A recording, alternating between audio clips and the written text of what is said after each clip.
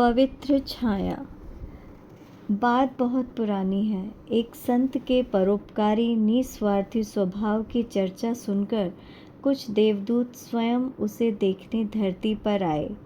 उन्हें आश्चर्य था कि कोई व्यक्ति किस तरह इतना निस्वार्थ परोपकारी हो सकता है। उन्होंने धरती पर आकर देखा, सचमुच संत सबसे बेखबर अपने स्वभाव अनुसार परोपकार में लीन है। एक गंध बिखेरते फूल की तरह या प्रकाश बिखेरते तारों की तरह न फूल को इस बात की खबर होती है कि वह सुगंध बिखेर रहा है और न तारों को कि वह प्रकाश कर रहा है। संत की दिनचर्या दो शब्दों में इस तरह कही जा सकती है कि वह देता था और भूल जाता था। उसके चेहरे पर सदैव एक सहज मुस्कान तैरा करती। परोपकार की भावना से उसका मुखमंडल दीप्त रहता। देवदूतों ने ईश्वर से कहा, प्रभु, इस संत को चमत्कार दिखाने का वरदान दे दीजिए। ईश्वर ने कहा, ठीक है, पूछो वह क्या चाहता है।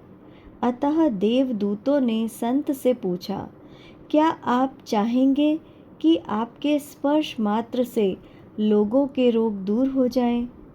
नहीं, संत ने उत्तर दिया, मैं चाहूँगा कि प्रभु ही यह कार्य करें। तो आप चाहेंगे कि कुमार्गियों को सद्मार्ग पर लाने की शक्ति आपको मिल जाए? नहीं, यह कार्य तो देवताओं का है। मैं तो केवल प्रार्थना करता हूँ, लोगों का हृदय परिवर्तन मैं नहीं करता। तो आप धैर्य की प्रतिमूर्ति बनना पसंद करेंगे ताकि आपके सद्गुणों के प्रति लोग आकर्षित हों। इससे ईश्वर की महिमा बढ़ेगी। नहीं, संत ने फिर जवाब दिया, यदि वे मेरी ओर आकर्षित होंगे तो ईश्वर से विमुख हो जाएंगे। प्रभु की महिमा और तरीकों से भी जानी जा सकती है। तब आपकी इच्छा क्या है?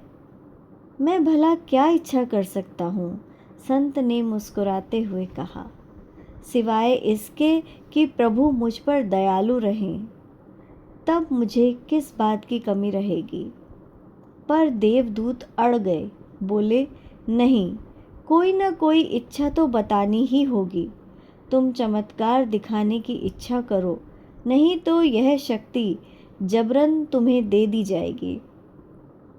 ठीक है, तो ऐसा कीजिए कि मैं सबका भला कर सकूं, पर ऐसा करते समय मैं स्वयं इस बात को न जानूं। देवदूत असमंजस में पड़ गए।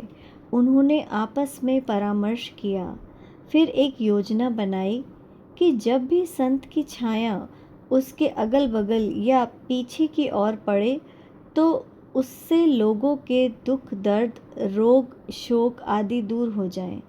इससे संत को पता भी नहीं चलेगा। और फिर ऐसा ही हुआ। अब संत की छाया का प्रभाव चमत्कारी हो गया। जिस मार्ग पर वह चलता, आसपास की धरती हरी भरी हो उठती।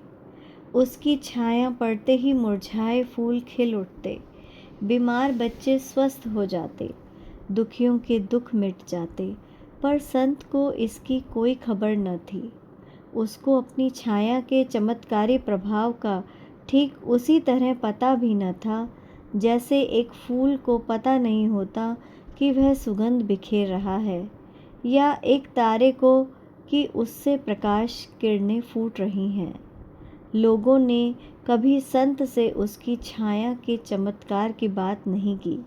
धीरे धीरे वे उसका नाम भी भूल गए।